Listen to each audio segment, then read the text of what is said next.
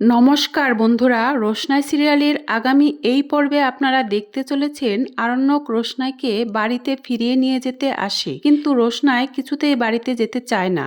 এদিকে আদিত্য আরণ্যককে ফোন করে বলেছিল রোশনাই যেন কিছুতেই মুম্বাই না যায়। রোশনাই যদি মুম্বাই যায় তাহলে অঞ্জন প্রসাদ রোশনাইকে প্রাণে মেরে ফেলবে। সেই টেনশনে আরণ্যক রোশনাইকে যেন তেন প্রকারে তার কাছেই রাখতে চায়। এমন সময় আরণ্যকের কাছে আসে তারই একজন কলিগ। ওই কলিকের বাবা ক্যান্সারে আক্রান্ত, একেবারে শেষ পর্যায়ে চলে গেছে। কলিকের বাবার ওই রিপোর্টগুলো দেখে আরণ্যকের মাথায় একটা প্ল্যান আসে। প্ল্যানটা হলো ওই রিপোর্টগুলো আরণ্যকেরই ক্যান্সার হয়েছে। আরণ্যক রোশনাইকে ওই রিপোর্টগুলো দেখায়। রোশনাই ওই রিপোর্টগুলো দেখে আকাশ থেকে পড়ে আর কান্না করতে করতে বলে, স্যারজি, আপনার এত বড় একটা কঠিন অসুখ হয়েছে আর আপনি আমাকে আগে কেন জানাননি? আরণ্যক বলে, আমিও আগে জানতাম না, আমি আজই হসপিটালে গিয়েছিলাম, ডক্টর আমাকে এই রিপোর্টগুলো দিয়েছে। রোশনাই বলে, আমি তো আছি স্যারজি, আমি আপনার কিচ্ছু হতে দেব না। ভগবান আমার কাছ থেকে আমার মা বাবা সবাইকে সবকিছু কেড়ে নিয়েছে, এই পৃথিবীতে আমাকে একলা করে রেখেছে, আমি আপনার কিচ্ছু হতে দেব না, আমার কাছ থেকে আপনাকে দূরে যেতে দেব না স্যারজি। আরণ্যক বলে, তুমি ঠিক বলছো রোশনাই? রোশনাই বলে, হ্যাঁ স্যারজি, আমি ঠিকই বলছি। আরণ্যক বলে, রোশনাই, তুমি যদি আমাকে ভালো রাখতে চাও তাহলে তোমাকে তো আমার কাছে থাকতে হবে, আমাকে বিয়ে করতে হবে। রোশনাই বলে, দরকার হলে আমি তাই করব, আমি আপনার কাছেই থাকবো, আমি আপনাকে বিয়ে করব। এরপর দুজন দুজনকে জড়িয়ে ধরে। আরণ্যক রোশনাইকে বলে, রোশনাই, আমি তোমাকে খুব ভালোবাসি, তুমি কেন বারবার আমাকে রেখে দূরে চলে যেতে চাও? এরপরে দেখায় আরণ্যক রোশনাইকে নিয়ে বাড়িতে আসে। গরিমা রোশনাইকে দেখে প্রচন্ড রেগে গিয়ে বলে, এই যে মহারানী আবার এসেছে আমাকে জ্বালাতে। আরো নোংরা নোংরা কথা বলে রোশনাইকে অপমান করতে থাকে। গরিমার সাথে সাথে জাহ্নবী আরণ্যকের মাও রোশনাইকে অপমান করতে থাকে।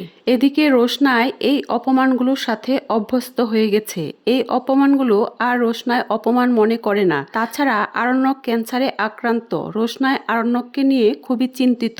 এইসব অপমানকে রোশনাই আর পাত্তা দিচ্ছে না। আরণ্যক বলে, তোমরা যদি সবাই মিলে রোশনাইকে এইভাবে অপমান করতে থাকো তাহলে কিন্তু আমি এই বাড়ি ছেড়ে চলে যাব। আরণ্যকের এই কথাগুলো শুনে সবাই চুপ হয়ে যায়। গরিমা আরণ্যককে বলে, আরণ্যক, অনেক নাটক হয়েছে, এবার এসব বন্ধ করো, তুমি যদি এভাবে চলতে থাকো তাহলে আমি আজই এ বাড়ি ছেড়ে চলে যাব। গরিমা এভাবে আরণ্যককে ব্ল্যাকমেল করতে থাকে। আরণ্যক বলে, ঠিকই বলেছ গরিমা, এবার সময় এসেছে, তুমি বরং ও বাড়িতেই চলে যাও, নিজের মতো করে জীবন কাটাও, রোজ রোজ আমারও আর এই অশান্তি ভালো লাগছে না।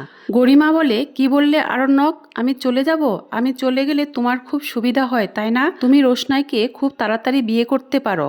আরণ্যকের মা বলে, এই মেয়েটা কি এখন থেকে এ বাড়িতেই থাকবে? আরণ্যক বলে, আমি আর তোমাদের কিভাবে বোঝাবো?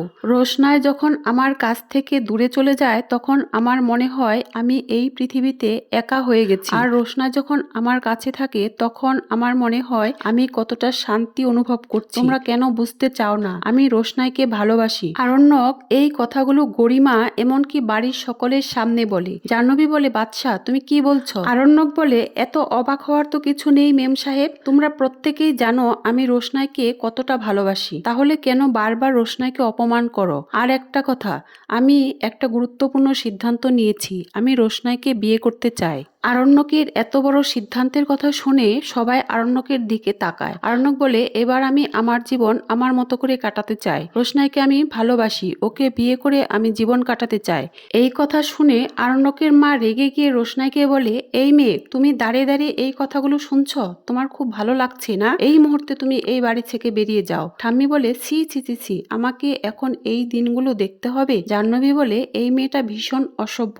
এই বলে রোশনাইকে ধাক্কা দিয়ে বাড়ি থেকে বের করে দিতে চায়। রোশনাই বলে, খবরদার, আপনারা সবাই মিলে আমাকে অপমান করতে করতে পাথরের মতো হয়ে গেছেন, কিন্তু আমার মন এখনো নরম আছে, আমার এত অপমানে খুব কষ্ট হয়, খারাপ লাগে, আমি তো এ বাড়ি ছেড়ে চলে গিয়েছিলাম, আমি বারবার এ বাড়িতে ফিরে আসতে বাধ্য হয়েছি, কখনো আপনাদের বাড়ির কিছু লোকের জন্য, আবার কখনো আমার প্রাণ সংশয় হওয়ার জন্য। আমি যতবারই এ বাড়ি থেকে চলে গেছি আমি তো আপনাদের ছেলেকে নিয়ে যাইনি, তাহলে কেন আপনারা আপনাদের ছেলেকে আটকে রাখতে পারলেন না? আপনাদের ছেলে কেন বারবার আমার কাছে ছুটে আসে? গরিমাকে বলে, গরিমা দিদি, তুমি তো তোমার স্বামীকে তোমার জীবনের লাইফ পার্টনার মনে করো, তাহলে কেন তুমি তোমার স্বামীকে নিজের কাছে রাখতে পারো না? কিসের অভাব তোমার, সেটা তুমি নিজেই বোঝার চেষ্টা করো। আরণ্যক তার নিজের সিদ্ধান্ত বাড়িতে জানিয়ে দিয়েছে। দেখা যাক বিয়েটা কবে হয়, আর গরিমা এ বাড়ি ছেড়ে সত্যি চলে যায় কিনা সেটাও দেখার বিষয়। তো বন্ধুরা, পরের আপডেট পাওয়ার জন্য আমার সাথেই থেকো। ধন্যবাদ সবাইকে।